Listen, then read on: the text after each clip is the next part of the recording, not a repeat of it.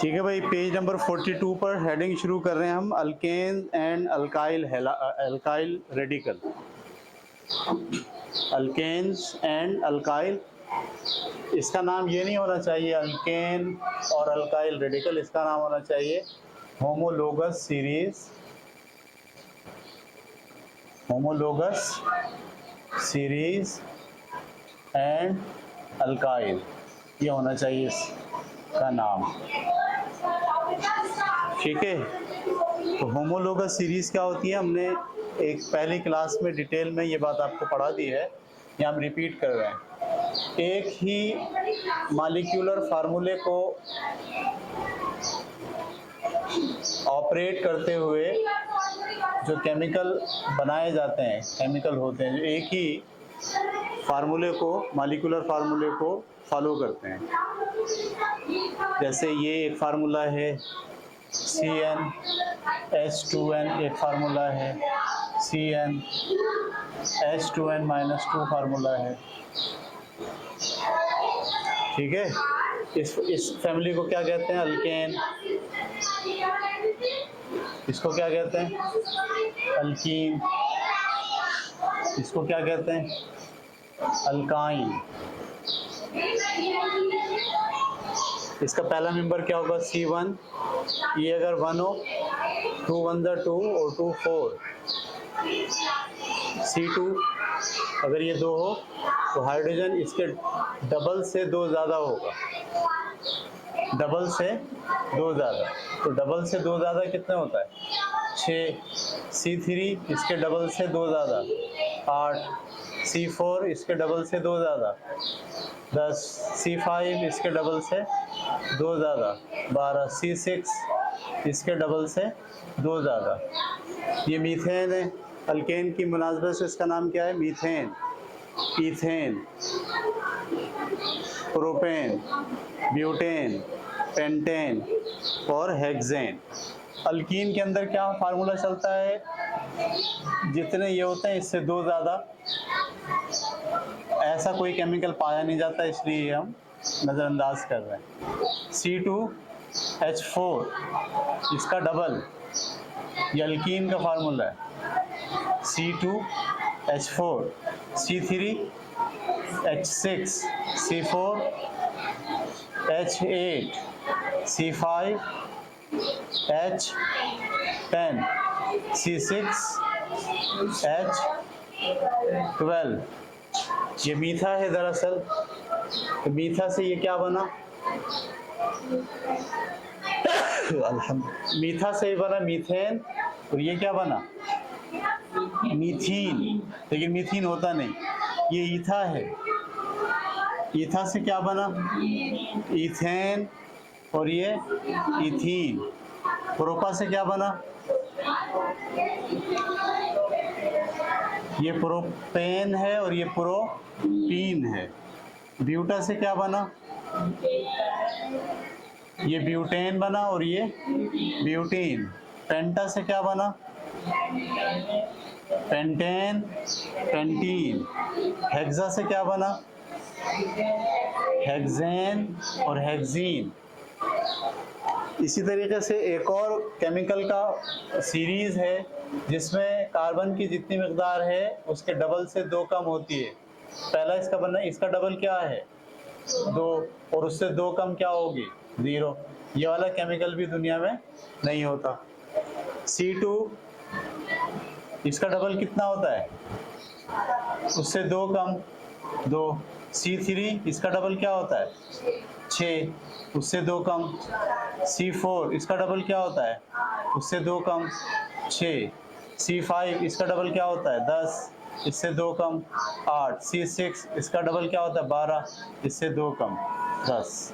ये कहलाएगा मीथाइन, लेकिन मीथाइन होता नहीं है, ये कहलाएगा इथाइन। ईथा से इथाइन, प्रोपा से प्रोपाइन, ब्यूटा से ब्यूटाइन, पेंटा से पेंटाइन और हेक्सा से हेक्साइन। इसी तरह 7वां जो नंबर है उसे कहते हैं हेप्टा, 8वां जो नंबर है उसे कहते हैं ओक्टा, 9वां नंबर है उसे कहते हैं नोना, और 10वां नंबर है उसे कहते हैं डेका। तो ये दरअसल केमिकल की एक फैमिली है जो इस फार्मूले को, इस मॉलिक्यूलर फार्मूले को फॉलो करती है। केमिकल की ये फैमिली एक अल्केन फैमिली कहलाती है। इसी तरीके से केमिकल की एक और फैमिली है जो इस मॉलिक्यूलर फार्मूले को फॉलो करती है, जिसमें कार्बन की जितनी मिकदार हो उससे दुगनी हाइड्रोजन की मिकदार हो। ये फैमिली कहलाती है अल्कीन फैमिली, और ये वाली फैमिली कहलाती है अल्काइन फैमिली। आप अगर इनके केमिकल के दरमियान में देखेंगे तो CH2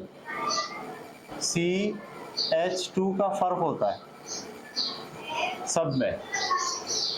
एक C और 2 H का फर्क है, एक C और 2 H का फर्क है, एक C और 2 H का फर्क है। यहाँ पे भी देखें आप, एक C और 2 H का फर्क है, एक C और 2 H का फर्क है। यहाँ पे भी देखें आप, एक कार्बन और 2 हाइड्रोजन का फर्क है, एक कार्बन। तो ऐसे केमिकल्स जिसमें एक कार्बन और 2 हाइड्रोजन का फर्क चल रहा हो, ऐसे केमिकल होमोलोगस सीरीज कहलाते हैं। क्या कहलाते हैं?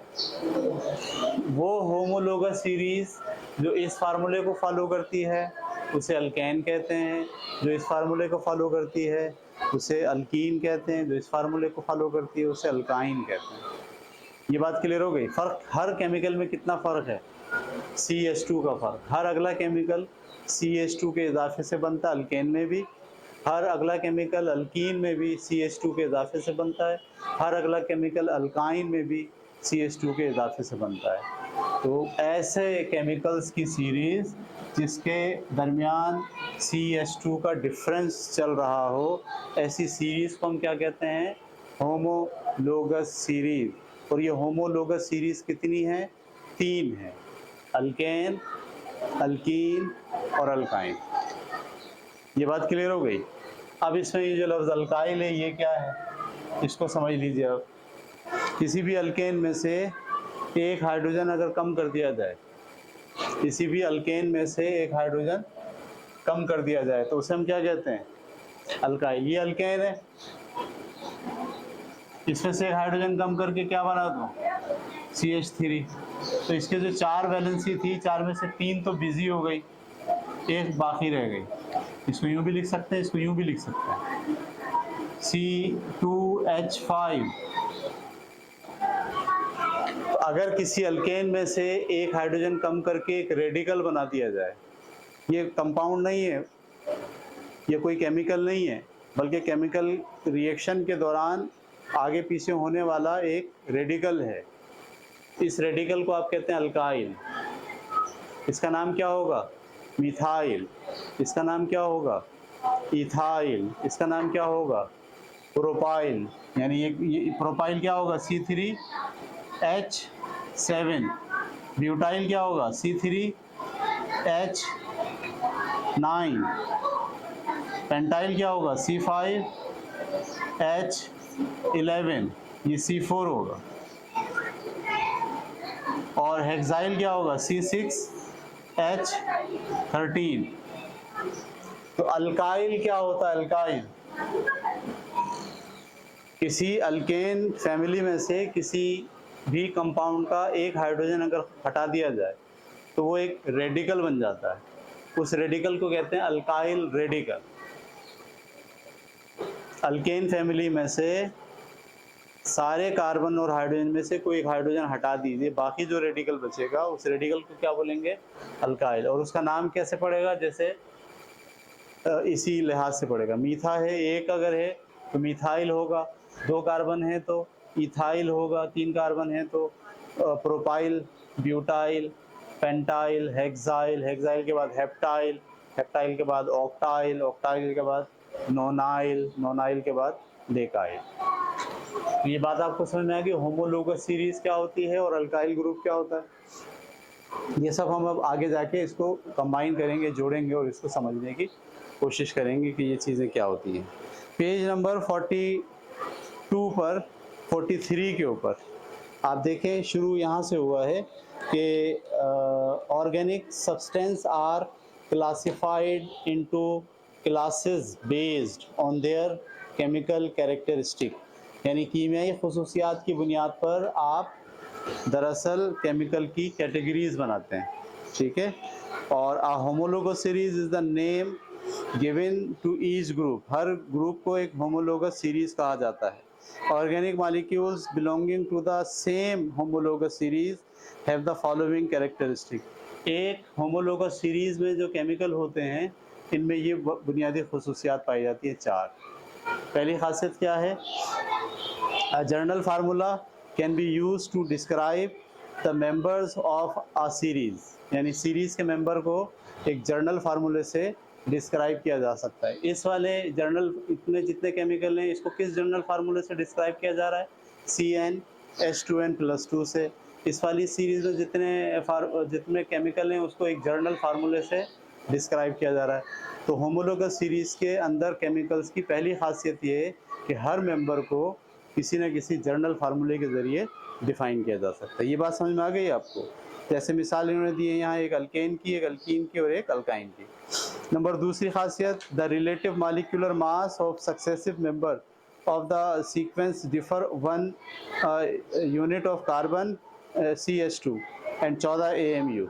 यानी हर केमिकल के अंदर जो डिफरेंस होता है वो किसका होता है? CH2 का होता है. और कार्बन इसमें 12 है और हाइड्रोजन इसमें 2 हैं. 12 और 2 कितने हो गए? 14. तो मॉलिक्यूलर मास का जो डिफरेंस चलता है सब में वो 14 का चलता है, इसमें भी और इसमें भी.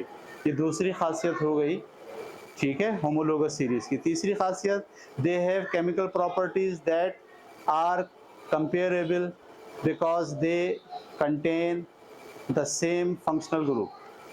उनकी जो केमिकल प्रॉपर्टीज होती हैं वो दरअसल उसका आप पहले से बता सकते हैं. ये जो लफ्ज़ इस्तेमाल किया है ना उन्होंने,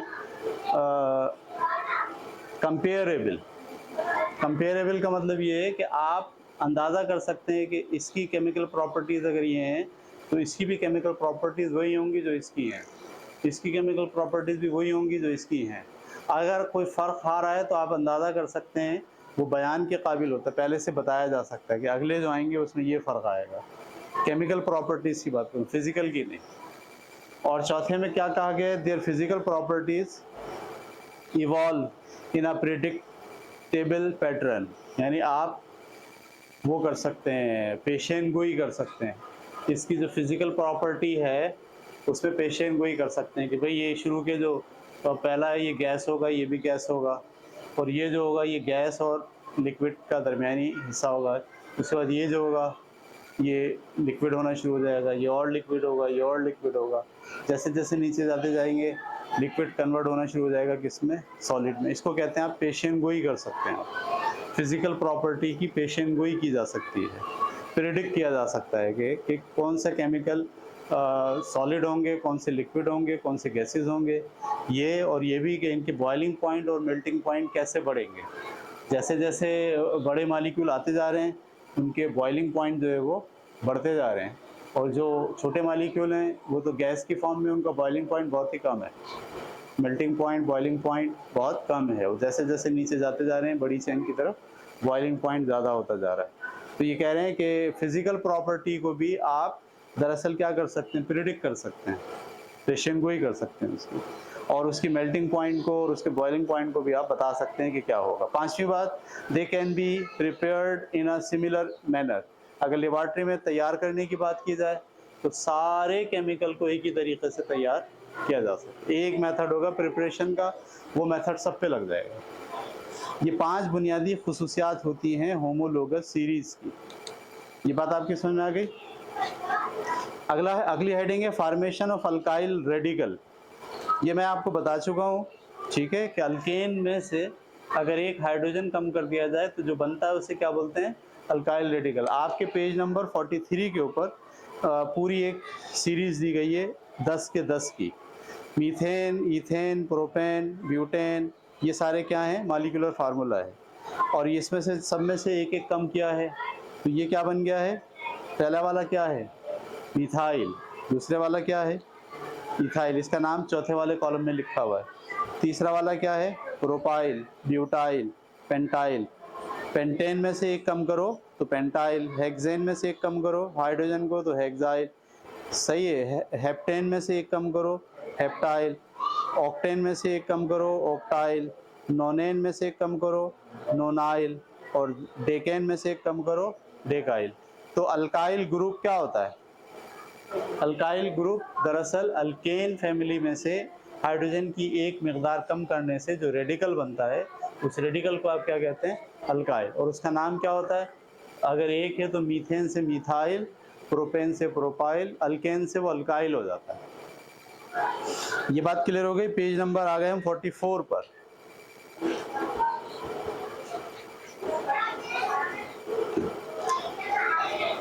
यहाँ पर इन्होंने एक बात कही है,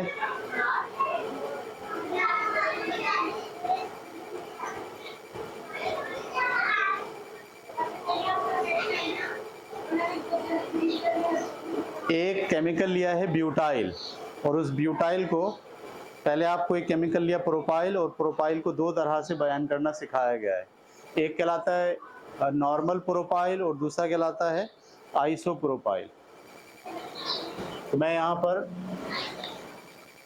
इसके नाम रखने के लिए, अच्छा एक बात समझ लीजिए कि जब ये केमिकल दरियाफ्त हुए और इसको ऑर्गेनिक केमिकल के तौर पर समझा गया, तो इनके नाम रखे गए पुराने। सही है, पुराने तरीके से नाम, भाई ये केमिकल है, इस केमिकल का ये नाम होगा, इस केमिकल का ये नाम होगा। इसको हम कहते हैं रिवायती तरीके से नाम रखना। लेकिन जब वुलर ने तजर्बा किया और जो है वो यूरिया बनाया, एक इनऑर्गेनिक कंपाउंड से एक ऑर्गेनिक कंपाउंड बना लिया, और ये साबित कर दिया कि ऑर्गेनिक कंपाउंड भी लेबॉर्ट्री में बन सकते हैं, तो बड़े पैमाने पर ऑर्गेनिक कंपाउंड लेबॉर्ट्रीज में बनाना शुरू हो गए।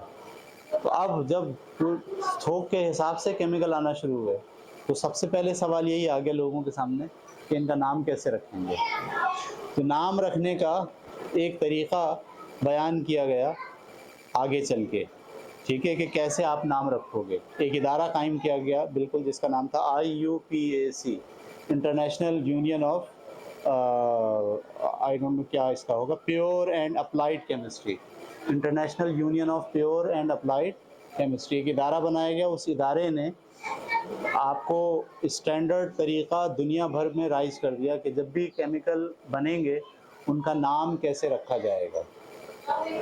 लेकिन IUPAC के नाम रखने से पहले केमिकल का नाम कैसे रखा जाता था और वो नाम से वो कैसे मशहूर हो गए, तो उसको भी रद्द नहीं किया उन्होंने। बोला ठीक है, जो पुराने केमिकल जिस नाम से मशहूर हो गए, मार्केट में बिक रहे हैं, उसको उसी नाम से रखा जाए। लेकिन जब भी अब नए केमिकल आएंगे तो उन केमिकल का नाम आपको एक ख़ास तरीक़े पे, एक ख़ास उसूल पर और क़ानून के मुताबिक रखना होगा। उसके लिए इदारा उन्होंने बनाया IUPAC। तो कहते हैं IUPAC सिस्टम के तहत नाम रखेंगे, लेकिन इससे पहले जो नाम रखे गए वो इस तहत नहीं रखे गए। मिसाल के तौर पर आपके पास एक कंपाउंड है प्रोपेन। प्रोपेन का फार्मूला है C3H8, और इसका मॉलिक्यूलर फार्मूला, स्ट्रक्चरल फार्मूला ये होगा। हर कार्बन की 4 वैलेंसियाँ हैं। हर कार्बन की कितनी वैलेंसियाँ हैं? 4। और हर वैलेंसी जो खाली है उस पर हाइड्रोजन लगा हुआ है। ये कहलाता है स्ट्रक्चरल फार्मूला। ये दरअसल प्रोपेन है, ठीक है, ये इसका मॉलिक्यूलर फार्मूला है, और ये एक स्ट्रक्चरल फार्मूला है, और ये इसका नॉर्मल फार्मूला है। इसको आप क्या, ये क्या है दरअसल? CH3 है। और इस कार्बन को अगर आप देखें तो ये क्या है? CH2 है। और इस कार्बन को देखें तो ये क्या है? CH3 है। तो ये CH2 लिखना चाहिए था मुझे। तो ये एक नॉर्मल फार्मूला है। ये कौन सा फार्मूला है? Molecular formula. ये कौन सा फार्मूला है? Structural formula. और ये कौन सा फार्मूला है? Normal formula. इसको कहते हैं नॉर्मल प्रोपेन। Normal propane. ये बात आपकी समझ में आ गई? अच्छा जी, इसके अलावा अगर आप इसमें से एक हाइड्रोजन कम कर दें, इसमें से हाइड्रोजन क्या कर दें, कम, तो एक वैलेंसी खाली रह गई अब कार्बन की। आपको पता है एक हाइड्रोजन कम करते हैं तो फिर ये क्या कहलाता है, प्रोपाइल। तो ये बना नॉर्मल प्रोपाइल। क्या बना, नॉर्मल प्रोपाइल। इसी तरीके से अगर आप इस वाले के बजाय हाइड्रोजन यहाँ तो पूरा का पूरा रहने दें, यहाँ से हाइड्रोजन कम कर दें और बीच वाले की वैलेंसी खाली बना दें, तो इसे कहते हैं आइसोप्रोपाइल। क्या मायने हुए, यानी जब आप रिएक्शन कराएंगे तो जो नई चीज़ आएगी वो यहाँ लगेगी। पहले वाले में नई चीज़ कहाँ लगती, टर्नर वाले कार्बन पे लगती यहाँ। अगर यहाँ लगेगी तो ये रेडिकल दरअसल क्या है, नॉर्मल प्रोपाइल है। लेकिन आपका रेडिकल इस तरह से तैयार हुआ है कि कोई नया आने वाला एलिमेंट कार्नर पे लगने के बजाय कहाँ लगे, बीच में लगे। अब इसका मतलब ये कि ये नॉर्मल प्रोपाइल नहीं है, ये कौन सा प्रोपाइल है, आइसोप्रोपाइल। तो नाम रखने का ये एक पहले का मेथड है, IUPAC सिस्टम से पहले नाम ऐसे रखे जाते थे। समझ में आ रही बात आपको, कि अगर यहाँ आके लग जाए कार्नर पे तो वो सिंपल नॉर्मल प्रोपेन होगा, लेकिन अगर कोई नई चीज़ आने वाली यहाँ आके लगे, सही है, फिर वो नॉर्मल नहीं है, वो क्या है, आइसो है। अच्छा, इसमें ये तो था आपका प्रोपेन। एक और केमिकल अगर हम सामने रखें जिसकी मिसाल आपको दी गई है बुक के अंदर, पेज नंबर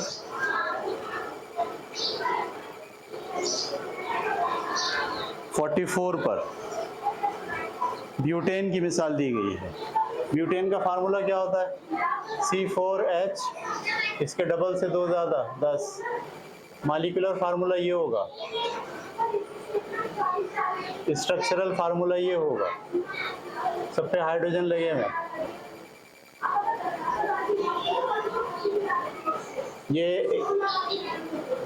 स्ट्रक्चरल फार्मूला आ गया।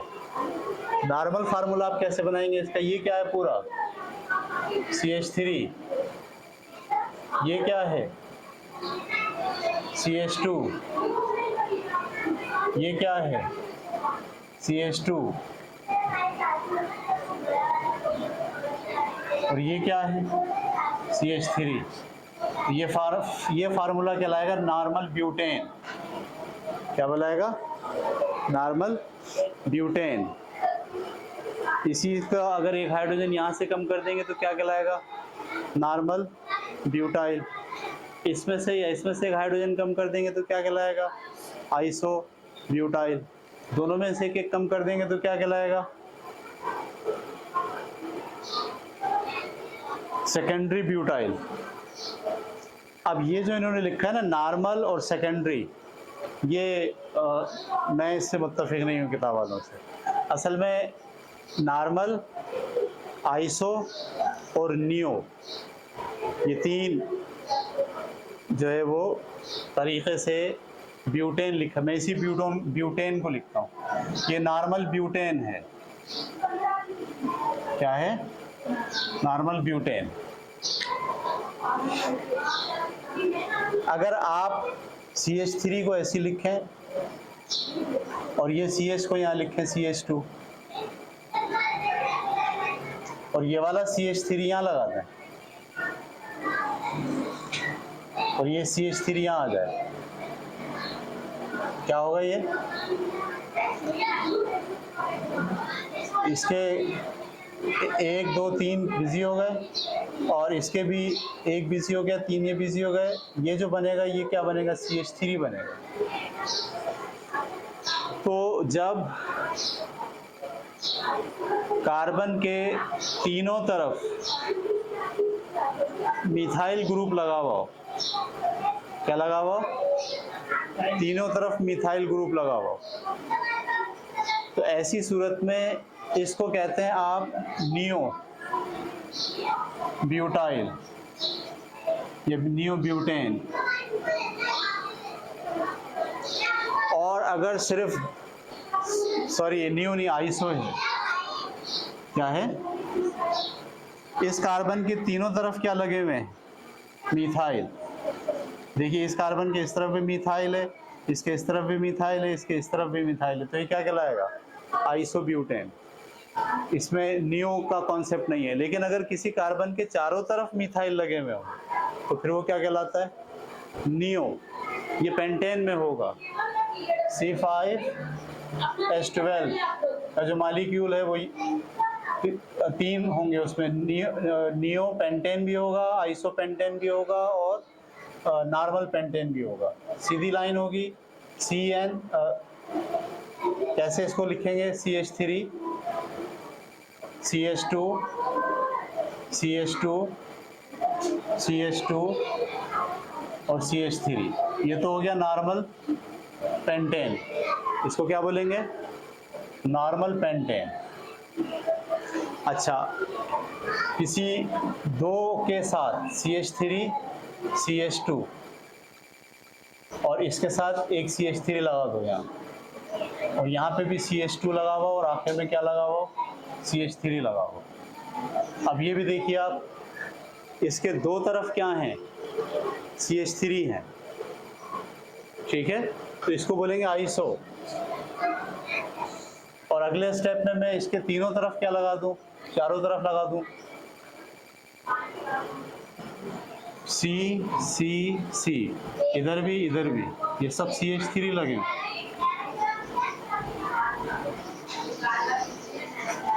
तो अब ये पेंटेन कौन सा पेंटेन कहलाएगा, ये नियो कहलाएगा। ये नाम रखने का कौन सा तरीका है, पुराना IUPAC सिस्टम, जो जदीद तरीका भी हम पढ़ेंगे अगला टॉपिक इसी का, उसमें नाम रखने का तरीका बाज़ाब्ता साइंटिफिक तरीके से नाम रखना सिखाया गया, बताया गया कि वो ऐसे नाम रखें। लेकिन इससे पहले जो नाम रखे जाते थे वो इस तरह से रखे जा सकते थे, या देखते थे अल्काइल ग्रुप किस पे लगा हुआ, अगर नॉर्मल चेन है तो नॉर्मल केमिकल है, और अगर किसी दो के साथ अल्काइल ग्रुप आ गया तो वो आइसो हो गया, और अगर तीनों चारों वैलेंसी जो है वो अल्काइल के साथ भरी हुई हैं तो फिर वो नियो है। ठीक है, बस यहाँ तक रखेंगे, इंशाल्लाह अगली क्लास कल शुरू करेंगे।